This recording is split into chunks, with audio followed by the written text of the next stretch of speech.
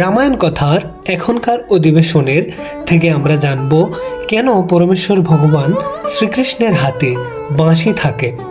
রামায়ণ তথা ধর্মীয় এমন অজানা প্রসঙ্গগুলো জানতে অবশ্যই চ্যানেলটিকে সাবস্ক্রাইব করে সঙ্গেই থাকুন। সনাতন শাস্ত্র মতে পরমেশ্বর ভগবান শ্রীকৃষ্ণই হলেন পরম ব্রহ্ম, সনাতন, কিন্তু সেই রূপের সঙ্গে কেন বাঁশের বাঁশি, যার নাম মোহনবাসী। যেহেতু পরম ব্রহ্ম পরম বিচিত্র, তাই তার প্রতিটি জিনিসে এবং কাজে রয়েছে বিশদ বিশদ তাৎপর্য।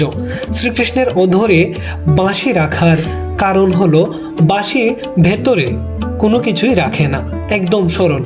তবুও সমস্ত বাদ্যযন্ত্র থেকেও তার সুর অত্যন্ত সুমধুর আর অপ্রতিদ্বন্দ্বী।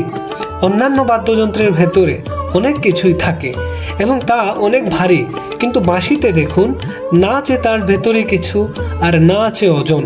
সেই বাঁশি বরাবরই তরল এবং সরল, তাই মূলত সরল ভক্ত এবং সরল বস্তুকেই তিনি বেশি ভালোবাসেন।